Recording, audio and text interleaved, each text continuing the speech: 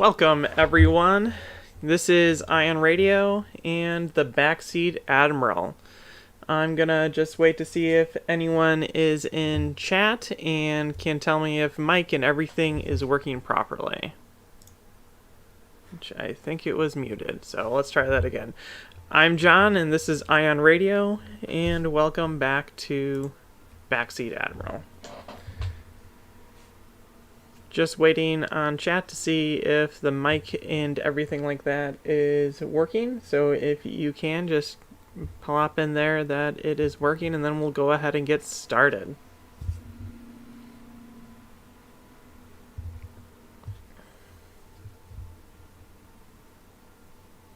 Okay, perfect. Thank you very much, Scott. Okay, so I'm going to open up first with a question and let chat think about that, and then we're going to talk about some commands. So what do you think the worst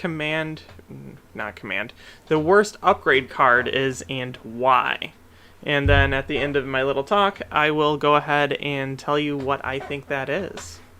So today I want to talk about commands and how they exist in the game.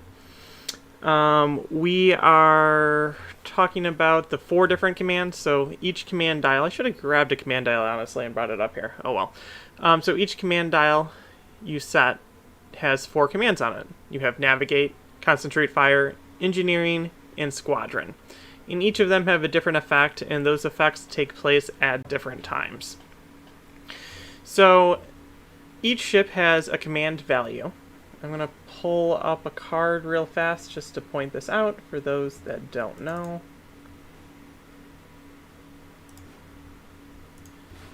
So right here, you have command. So this MC75 is a command 3, which means that you have to stack 3 command dials on top of it. Other ships are like this, command 1, which will only have 1 command dial. When you activate a ship, you reveal the top command dial, and that is what your ship gets to do for that turn. So you have all this pre-planning to do, and it's kind of to illustrate in the game that a bigger ship takes longer to command all the crew than a small little ship. There are a few different types of commands, so let's go over them. I'm going to have Admiral Thrawn here help me explain it. So, nav command. A nav command can be used in 2 different ways. Actually, all of them can be. So you have the command dial, which is a more powerful ability, and then you have the command token, which is a lesser ability but still does roughly the same thing. And you only can do a command once per turn, so you can do the dial, the token, or a combined effect of the dial and the token, but all that has to be declared at the same time. So let's say I flip over this, which is a nav dial. At that time, when I reveal that command, which is a keyword which we'll get into a little bit later, but that reveal, I have to decide if I'm going to take it as a token or use it as the dial. This is the only time that I can take a token and a dial and make it one or the other. So let's say if I reveal a nav dial like Thrawn has here, if I get into the movement step and I'm like, I really don't need it, I cannot at that time convert it over to a token. That time window has passed. When you reveal it, you have to decide right then and there if I'm going to take it as a dial or if I'm going to take it as a token. So let's talk about what a nav dial and what a nav token does. So when you flip over a nav, what the dial allows you to do is increase or decrease your speed by 1, and, or if you want to, you can do both. Increase or well, I guess it's really only increase your yaw by 1 so you can turn farther. What the token does is it only allows you the change speed effect. Combine them together, you can increase or decrease your speed by 2 and do the yaw. So it is a powerful thing, and it's the only way to change your speed, really. So if you're going speed 1 and you reveal the dial and you have a token, you can jump all the way up to speed 3, or from speed 3 to speed 1. It's a good thing to have on ships that are trying to get into a specific range band, like smaller ships that have black dice, or black dice ships in general, because you need to be able to land with that arc and at certain distances. So command dials are very useful for that. Let's jump now over to squadrons. And squadrons allow you to command your fighters and activate them. So squadrons can really do things at 2 time windows during the game. You can activate them with squadrons during a ship, or wait till the squadron phase after all the ships have gone. Squadrons that activate in the squadron phase can either attack or shoot. Not both. But when you activate them with a ship, because they're getting commanded, they get to do both. So you can attack or shoot in either order when you're using the dial or token effect. So a dial allows you to activate as many squadrons as your ship has squadron value. So give me 1 second. So if we look here again, this MC-75 has 3 squadrons, meaning that it can activate 3 squadrons with a squadron dial. If we go over here, you can see that the ship, if you use a squadron dial, only has 1 squadron and would only be able to activate 1. A token allows you to activate 1 additional fighter, or 1 fighter, if you just use the token effect. So let's say if this was on my MC-75 that I had just popped up on screen, if I use the dial effect of this, it would allow me to activate 3 squadrons. If I use the dial and token, it would allow me to activate 4 squadrons. And this is very powerful because I can move and shoot with squadrons, and then you can get them into range and shoot, or kill something and then move on to the next target. That is the wrong direction. Okay, so then let's talk about engineering. Engineering is a way for you to heal your own ships. Engineering value is found at the same place that the command and squadrons are. And depending on how many engineering points you have, depends on what you're able to do with engineering. Engineering has 3 different things that you spend those points, those magical points to do. And the first one is for 1 point, you're allowed to move a shield from anywhere on your ship to a different hull zone, which is very powerful. Like if you were moving in and all your front shields get wiped out and you have some shields in the back, you can just transfer them to the front because you don't really need shields in the back at this point to help protect your ship. The second thing you can do with them is you can spend 2 points and you can just add a shield anywhere on your ship. So like if for engineering, you can just add 2 shields to your front, which is pretty good when you think about the next thing. The next one is for 3 points, you can remove a damage card. Now this is face up or face down. So if you just have face down damage cards and you don't think you're going to just be rammed to death immediately, adding shields might be more beneficial. But if you have that nasty critical effect, you could then toss it and get rid of it. So like all the other commands, an engineering dial and an engineering token do different effects. So the engineering dial just takes your straight engineering value, and that's what you get. An engineering token takes half of what your engineering value is and rounds it up. So 4 divided in half, round up 2. So if you use an engineering dial and an engineering token together on an engineering 4 ship, you would get 6 engineering all at once. Hopefully that makes sense. And now we're going to jump to the last of the commands, which is concentrate fire. And this is probably the one that gets confused the most, because all the other ones have like specific timing windows. So nav only takes place during the movement phase, and engineering and squadron both take place between the reveal dial step and the attack phase. So there's a very defined like kind of window when you're doing it. You just walk through the steps. But concentrate fire is the one I think people mess up on the most, because sometimes you have a token and a dial, and people forget that you have to use them at exactly the same time. While the other ones, it's clear that I'm doing engineering, so I'm doing engineering. But because you have 2 attacks, people sometimes think you can like spend the token and the dial between the 2 attacks, and that is actually not the case. Because you can only resolve a command once per activation turn.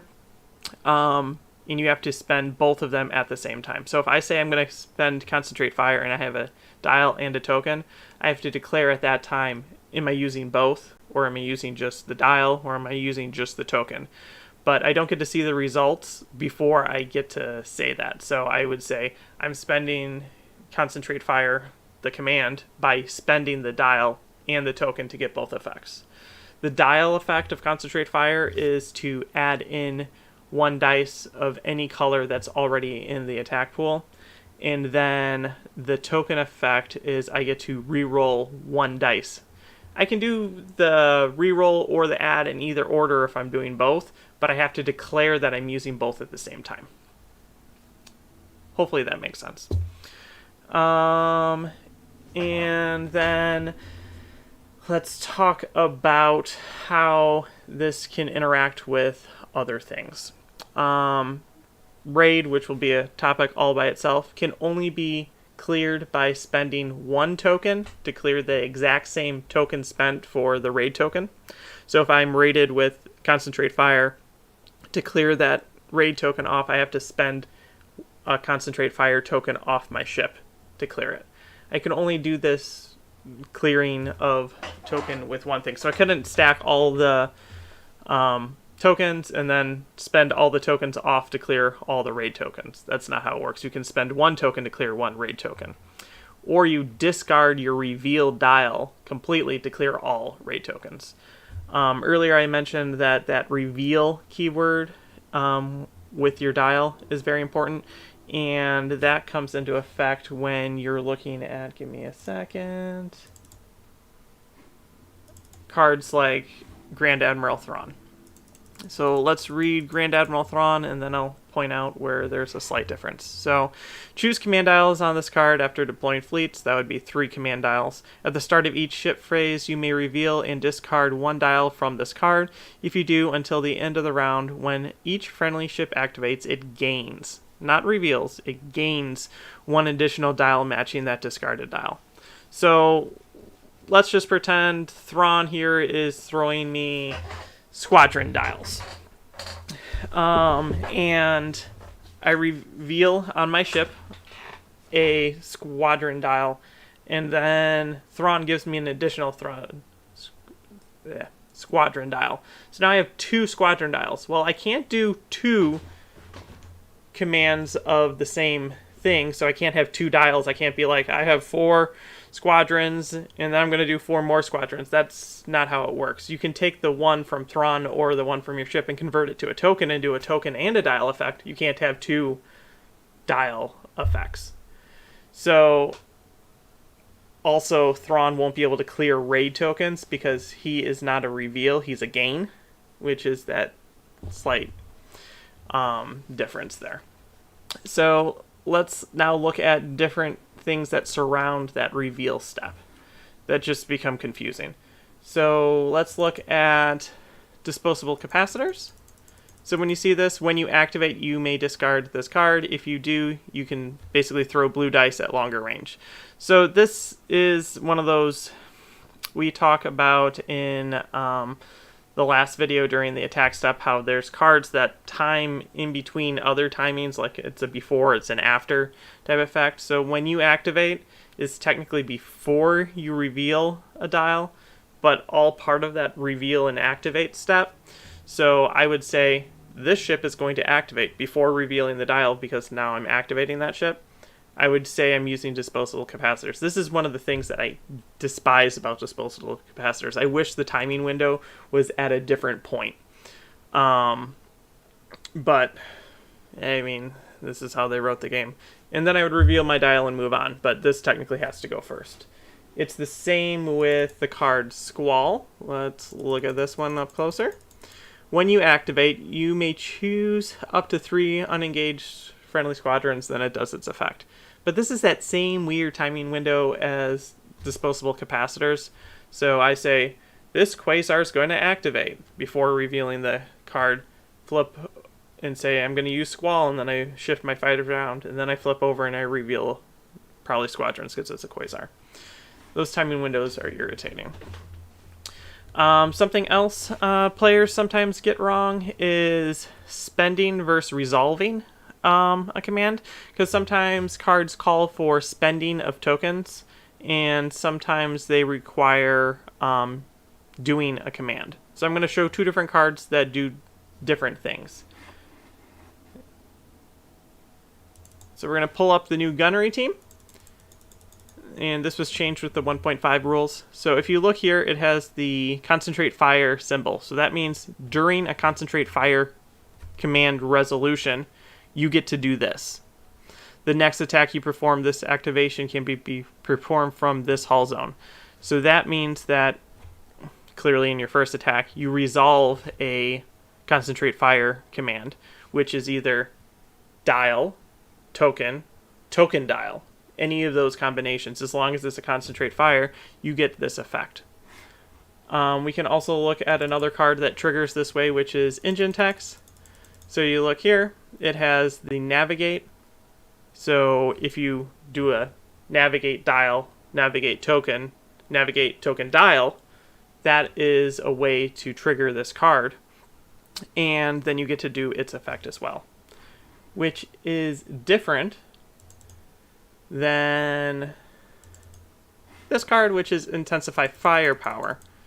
So at the start of the ship phase, you may discard this card or spend one Concentrate Fire token. So this is just asking for the token. This is not looking at doing a command.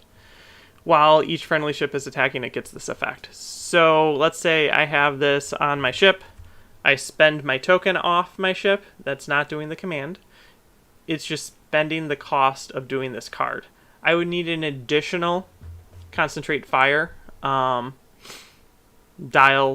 token combination of the such to do a card like gunnery teams later on, because that's during my activation and that's actually that ship doing that command, while this is just spending it off. I think that's about it. If you have any questions on commands and how they resolve, go ahead and ask. I'm going to go look through chat real fast, and then I'm going to reveal what is my, I think, the most useless card in the game, and then I'll explain how that is.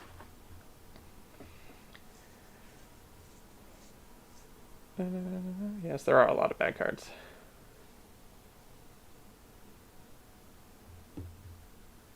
We have some votes for quad laser turrets as the worst upgrade. So I'm going to go ahead and reveal what I think the worst upgrade card is, and then go into some strategy on how I set my dials. Here we go. Big reveal. It is Director Isard.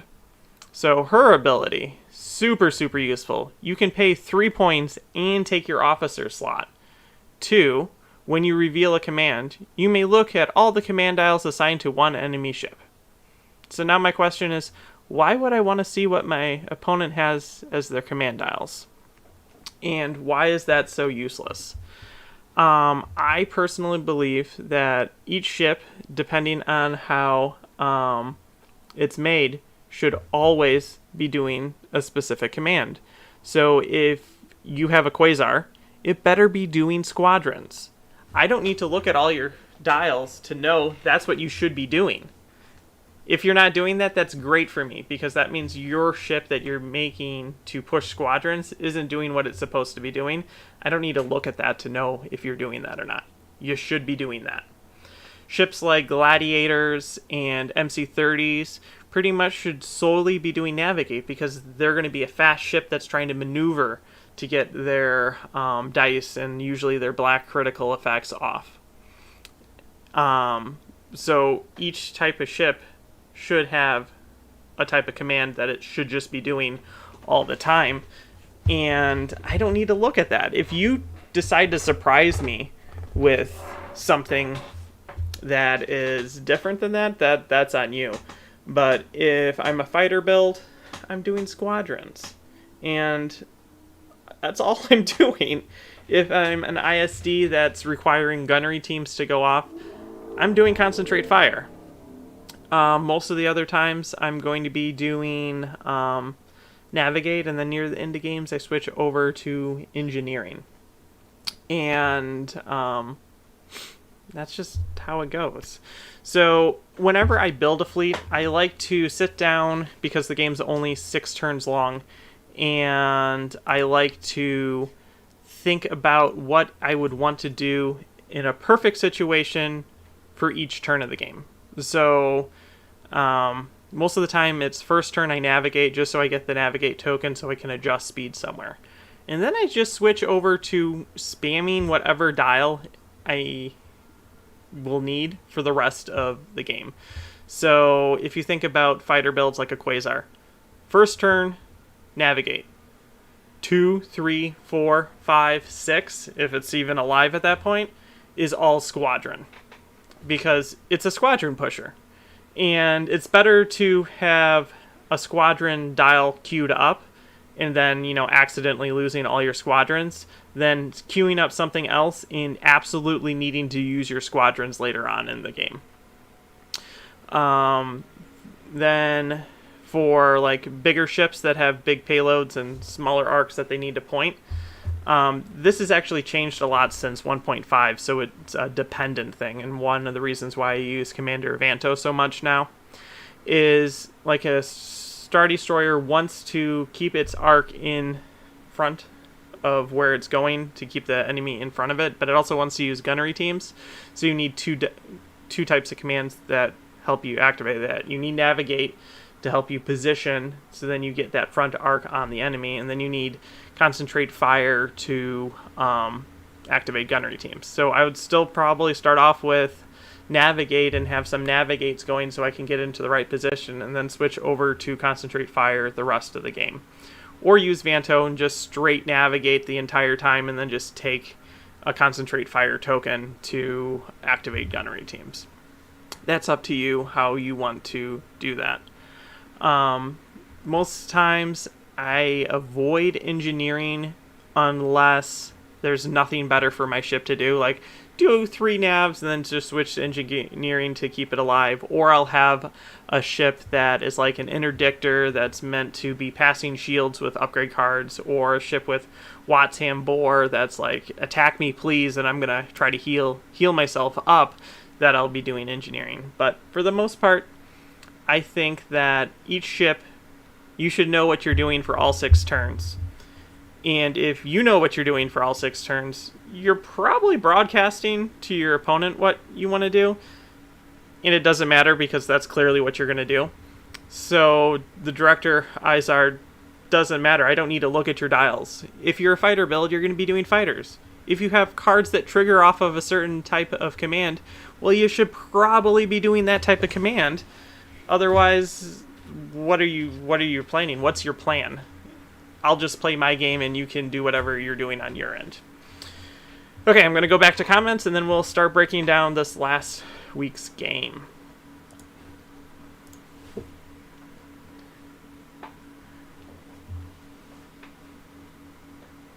So repair and squadron, good question, can happen in either order. So they share the same timing window, so you as a player can decide. Most of the time, to be honest, I prefer doing engineering first. So I reveal a dial, I fix up my ship, and then I just move on to doing attacks, because it just flows better by, moving and attacking with squadrons, and then attacking with my ship, then attacking with squadrons, then engineering, then going back to shooting again. Because a lot of times once you switch into the I'm attacking stuff mindset, it's hard to switch back. So that's just me and organizing things in my head, so it makes sense. But there are instances that you would want to do one or the other, and a lot of that has to do with like Commander Vanto. When, let's say, if I reveal a squadron dial, well, I'll do my squadrons first, and that's my first command, and then Vanto says after your first command you gain a token of whatever you want, which at that point you could take an engineering and then immediately resolve engineering because you're still in that timing window before attacking, heal up your ship, then move on to attacking. So hopefully that helps answer your question.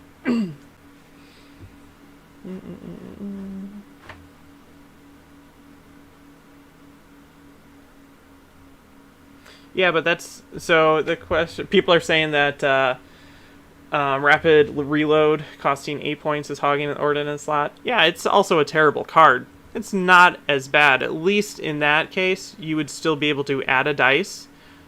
Her ability does nothing for you. Completely nothing for you.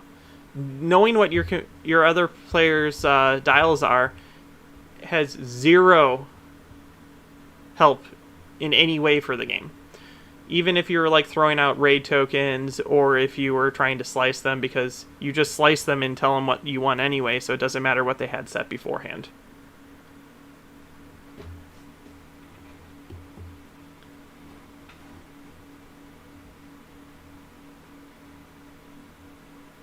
So, just to be clear,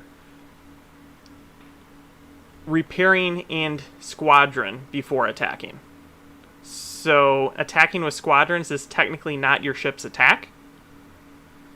So you can squadron or engineering or vice versa, then move on to attacking, which is during the attacking area is when the concentrate fire take place.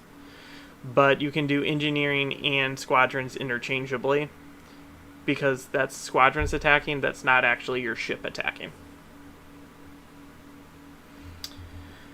Okay, so I think that is all I have to say about commands for the time being. I'm sure it's one of those things that there's just always stuff going on. So if you have any more questions, I'll hit them back. So let's take a quick look at this last week's game and talk about that. Okay. So this week's game, we had Ken playing Plo Koon and myself playing a very strange Dodonna list. Let me pull up my build first. So my build, it had 4 ships and a bunch of fighters. I designed this basically as a means to play E-Wings. So there's nothing like too crazy involved in it. So here we see the whole thing. You got an MC-75, 2 corvettes, and a transport with a bunch of fighters. So my first ship is, this is actually not what I flew. This is Ken and me planning and execution being slightly off, so we do make mistakes. But MC-75 armed cruiser with Dodonna because he's cheap, and I'm going to have like X-Wings and E-Wings, which are bombers, and that's just funny.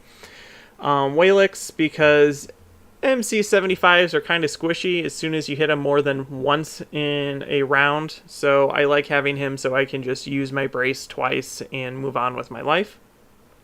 Flight controllers are there because I'm using E-Wings and I don't like Snipe 3, but Snipe 3 plus 1 is way more useful. Expanded hangar bay because I want to be able to command more squadrons, and then I had electronic countermeasures so then I can guarantee using that brace at least once during the game. Up here it shows assault photon torpedoes, but I don't actually have them because if you did a full fleet add up of points, I think I come then to like 402, which is not the case.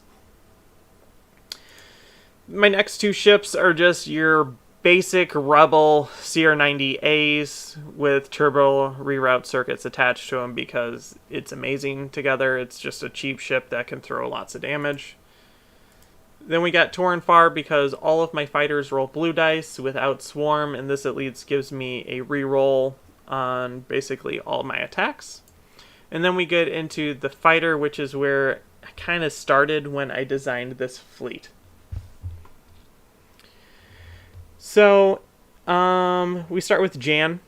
Jan allows me to keep other fighters alive longer. So she's good, and I also can then maneuver with intel because it gives my fighters grit if I'm not engaged by a bunch of yours. Biggs, again, because he's good at keeping other escorts alive by just dancing damage around in combination with Jan. I have 3 X-Wings for Biggs to pass damage over to, and then I have 3 E-Wings for sniping. So kind of the idea is this forward ball of Biggs, X-Wings, and Jan move forward to lock down squadrons. And then the E-Wings kind of follow up behind and then just snipe inside that ball while you're trapped with my X-Wings that are just passing damage around, being difficult to kill. That was kind of the thought pattern behind it. Now let's move over to Ken's fleet. Ken brought a Plo Koon fleet with a whole bunch of arcs. So his first ship is an Acclamator 1 Assault. He has Plo Koon, Clone Gunners, and Clone Gunners, you can see, is one of those things that's triggered when you're doing a concentrate fire command. Flat guns, which make it so that he can throw this black dice in the rear arc at medium range for salvo. Boosted comms, so we can reach fighters out farther. Wide area barrage, it's just a cheap black critical effect. And then swivel mounted batteries, which allows you to shoot other dice at long range. Let's say if you put it on the front, you can shoot black dice out the front, and then you can try to trigger wide area barrage if you wanted to. So I'm going to go over all the ships and then say what I would change in regards to this setup. His next ship is also an Acclamator 1. It also has Clone Gunners, flat guns. It has hyperspace rings, which we'll get to in a second, and I'll talk mainly about that when we go to the deployment and everything like that. External racks, which is just good if you're up close. And Implacable, it could help keep a ship or a squadron alive by sacrificing your own front shields. Then he has a Counselor C70. It has the Radiant 7 in munitions resupply. I think this is what he's planning on using to toss concentrate fire tokens out to activate the upgrade cards like Clone Gunners. Then he has a Counselor armed. He has reinforced blast doors just to try to keep it alive if it's almost dead. And then rapid reload. I believe Ken said that he just included this because he had points to spare and didn't know what to put on and just figured, why not? Let's give it a try. Then his fighters. He has Oddball, who's in an Arc 170, 1 Delta 7, and the reason why when you're playing Plo Koon it's good to take 1 at least Jedi or Delta 7 is because he has a second clause that if your fighters are near anything that has adept, then they get grit, which is cool, so you might as well just bring 1 fighter to trigger that as much as possible. Then he brought 4 Arc 170s, which are mean fighters that can switch into bombers and are really mean with Plo Koon if you can get them into range. So I personally have one major problem with this fleet, so I'll go back to the beginning and talk about it. So Plo Koon is a fighter commander, and fighter commanders want to be doing squadrons. So if we go back to the talking about what I would do with commands, so with this ship, the first thing I would do is take 1 nav, because you're going to need to adjust speed at some point. Acclamators barely turn, so you need probably command dials that will help you with that, or cards that can assist with that. So first turn I would take a navigate command to get the token. Second turn, third turn, fourth turn, fifth turn, sixth turn should all be squadrons, because you're a squadron build, because you want to be able to push your squadrons and activate them and get the most use out of your squadrons by moving and attacking with them in each round. So that's what I would be doing with this ship. The problem then comes in, this is kind of equipped to be a gunship with Clone Gunners, because now it's going to be eating concentrate fire commands. And swivel mounted, which kind of also want you to be doing concentrate fire to be adding black dice in addition to black dice to try to be triggering critical effects. Munitions resupply is only going to really be able to give them 2 turns of tokens if you use it and then pass it back out, so it might not be enough to do it. The game really starts becoming this very hungry, I want to eat all the tokens and all the commands at once, and you have to then prioritize how that goes by. So let's look at the deployment then. You have Ken, who threw out with his hyperspace rings these 2 arcs out here, which is kind of a cool thing. Hyperspace rings, you don't have to have a ship on the board to actually use. The scout ability allows you to just place 2 fighters as an activation. And that's pretty cool, because you could just throw out 2 fighters and be like, okay, now it's your turn. Where would you like to put your ships? And see where your opponent lands. He did this, and it totally threw off my game. I actually think this is probably one of my worst deployments. I kind of got this idea that, hey, I'm just going to kill those 2 fighters really, really fast and then move on. And you can see I drop my, as I point to the screen where you guys can't see, I drop my transport here and then all my fighters around it, thinking I'm going to just move forward and swarm these 2 fighters real fast. The dice didn't want that to happen, and they lasted longer than I was planning, and kind of then my fighters got stuck over here. I put this guy down here, and he blocked my 1 path forward. So I was then deployed way out to the side with this MC-75, which is not where I wanted it to be, because I'm actually out of control range even with boosted comms. To control any of my fighters and even use my fighter flight controller, which is like the whole point that I brought it. I just deployed all my stuff over here, forgot about my upgrade cards, and then put my other ship over here, and it's not even going to be able to do anything. So I had to like completely change what I did with my ship to then try to get it into range, because I thought in my head I'd kill all those things real fast and then just shift all my fighters. That didn't happen. So then all my fighters got stuck over here. My ship's going the other direction. It was a mess. So we were playing advanced gunnery. So the MC-75 is my advanced gunnery ship, and Ken's flagship right here is his advanced gunnery ship. So as you can see, when we advance through this, my fighters got stuck over here. Ken's fighters are now just moving in and keeping my fighters caught up. 75 is just slowly moving because I don't want to just be shot by 2 gunship acclimators right off the bat. The CR-90 is doing a dance. I think I danced them pretty well throughout the game. And we were just prepping for the next turn when we're going to go into shooting. Ken jumped his acclimator way forward, and he landed on an asteroid, which Dodonna gets to choose what you want to do, and I chose to change his dial to something that wasn't a navigate, because he was going speed 3 at that point, and he's very close to the board edge, so hopefully he flies off the board. And if he had done what I had normally suggested, which is if you're going to be playing fighters, do all fighters, then he wouldn't at this time have a nav lined up, but he had already had a nav lined up, so he just barely scrapes it by. And then our 2 advanced gunnery ships are engaging. I was able to face my ship toward his, because he's first player, he can't shoot the same hull zone twice with the same hull zone, but I can, which gives me an immense advantage in blowing things up, because the front of an MC-75 is very powerful. And then I got this ship out to the side over here, and because he has the swivel, his side arc doesn't do much against me. As you can see, fighters are just dying on both of our sides, and I'm now trying to maneuver them closer to my ship that's meant to command them so I can get my bonuses in on that. Stuff's blown up on both of our sides.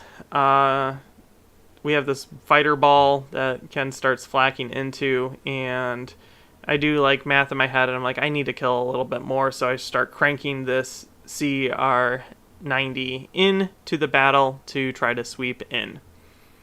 And you can see I land it there. My fighters finally connect up with my MC-75, but by this point I've taken out most of Ken's fighters, and at this point I'm just trying to pull my fighters that I can away from all of his ships, not to die from flak, because they're all like on 1 health, because Biggs just pass things around so much. And then the last turn, his fighters and my fighters are now disengaged from each other. I'm just trying to keep them alive. His ships on the last turn could make one shot to try to kill my CR-90, and it just came down to dice rolling these last couple of attacks between all the corvettes and the little ships, and his ship barely staying on the board. Oh, curse you! I wanted it to fly off with that critical, but it did not happen. So that's kind of the summary of the game. If I were to redo it, I would just completely deploy differently. Man, that was a terrible deployment by me. Let's jump back to that screen.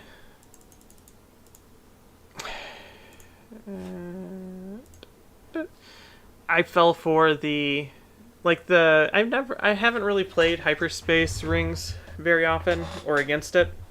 So I feel like that kind of threw off my deployment game, which a lot of times I just say just deploy how you normally would regardless of what the opponent did, but I fell into my own trap that I try to avoid.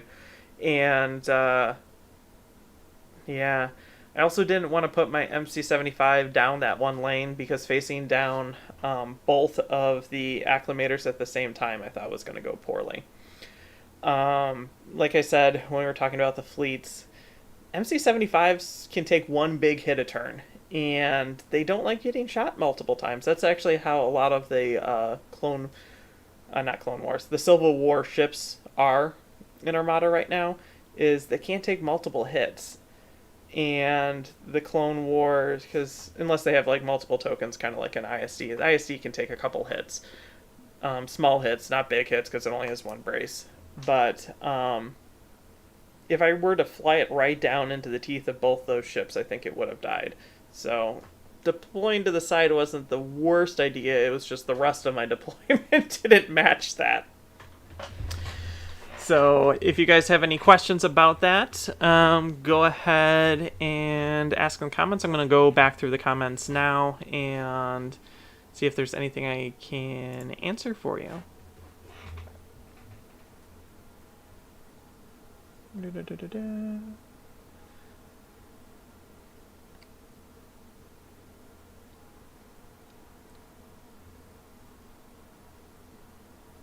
So the question I'm getting asked right now is in regards to engine text. So let me pull up the card and I'll talk about a few nuances with the card.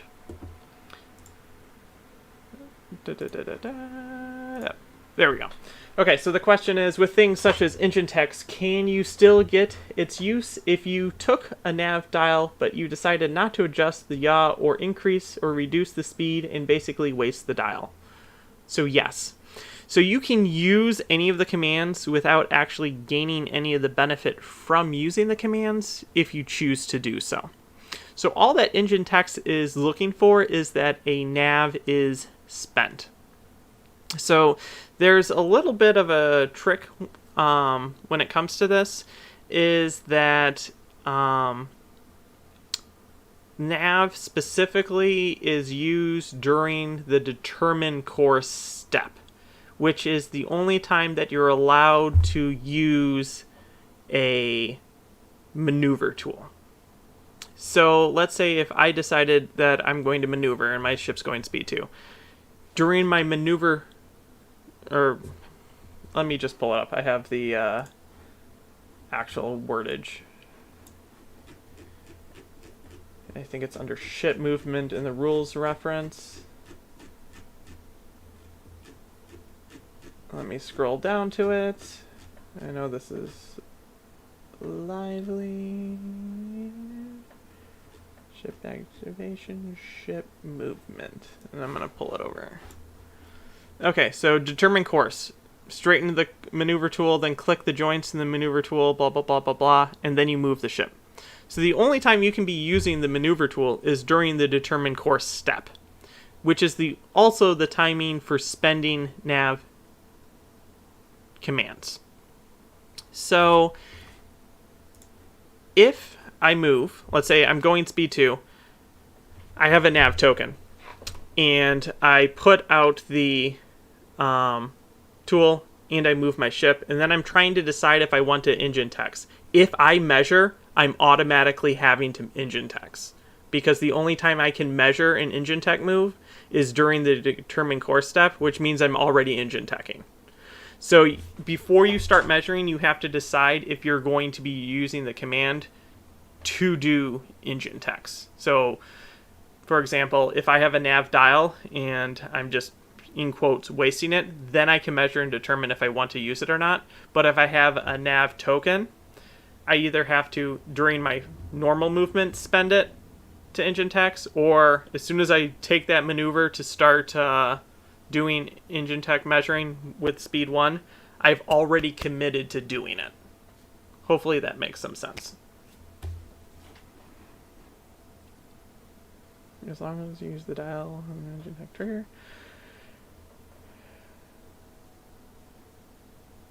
So the next question comes up with the recent errata to flight controllers. Do you still add 1 blue dice to snipe? And the answer is yes.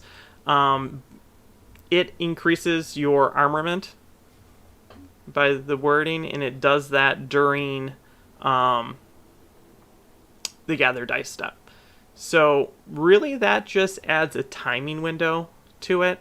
So before, I didn't understand it, but someone somewhere was talking about how basically you could double add dice in with flight controllers, which makes no sense. Like it had a double trigger timing, and that's why it had to be errated.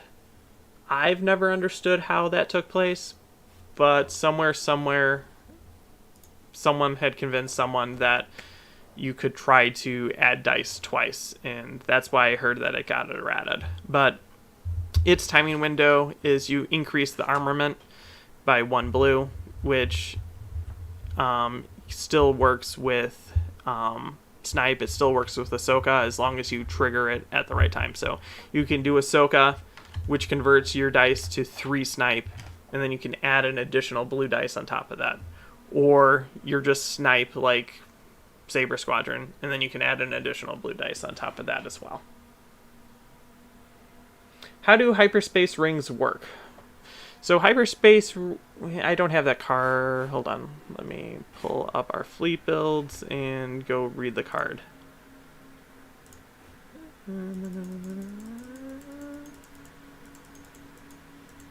Wrong way.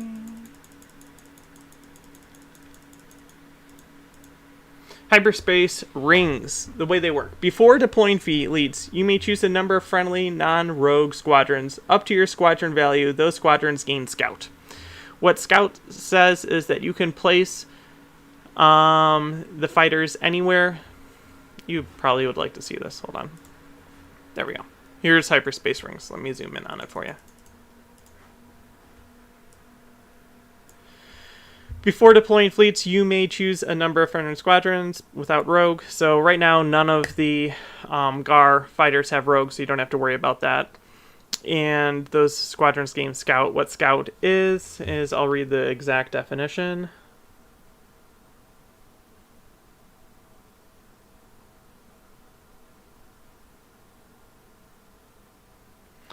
While deploying fleets, you can be placed outside the deployment zones and do not need to be at distance 1 to 2 of a friendly ship. You must be placed beyond distance 1 to 5 of enemy ships or squadrons.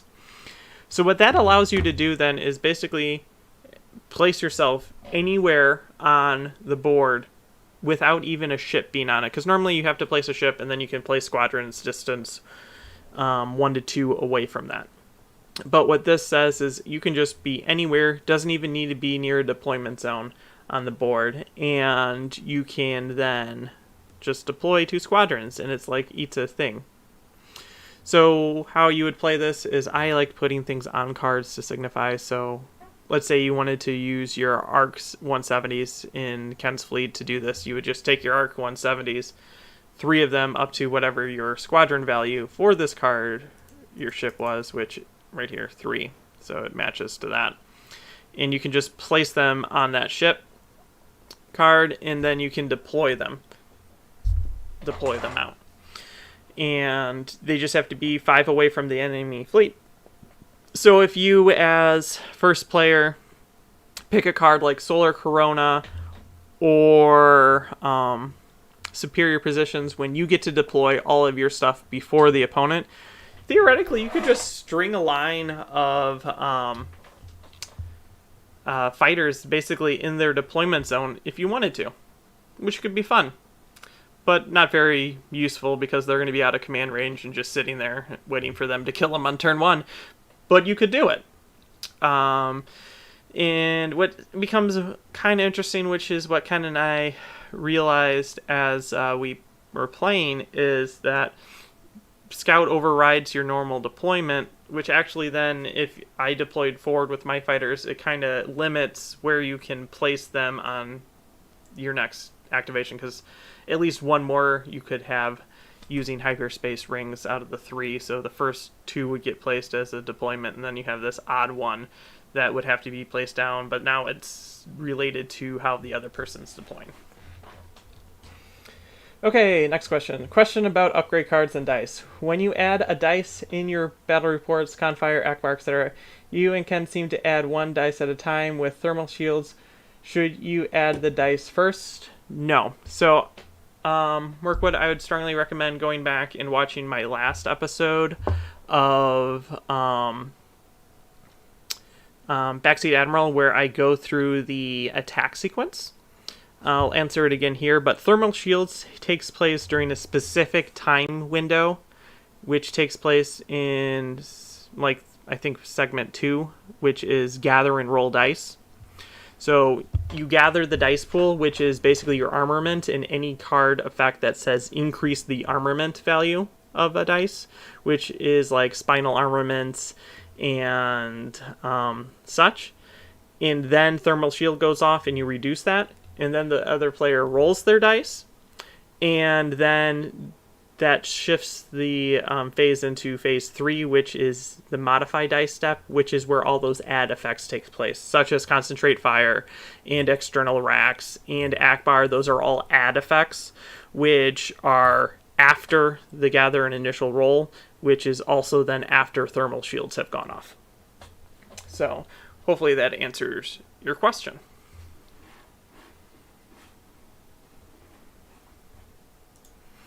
Okay, I'm going to give chat a little bit of time to ask any other questions that they want.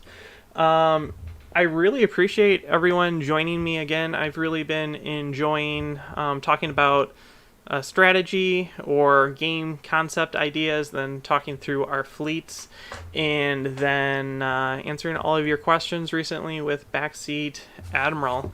I'm going to look ahead real fast on my calendar, and I think the next day that we're going to be doing this is going to be Sunday the 22nd. I'll figure out the time and send out posts.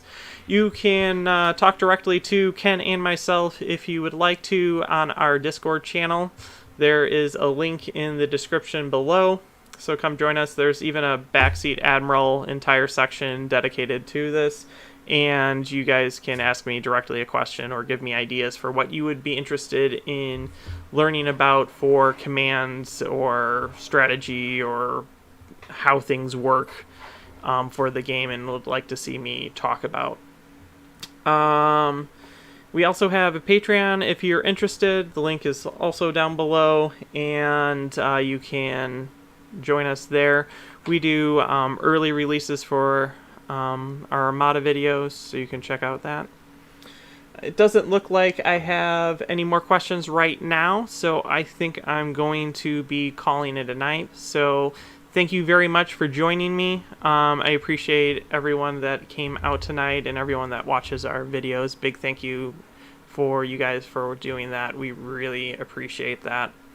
So I'm John, and this has been Ion Radio Backseat Admiral. Have a great night.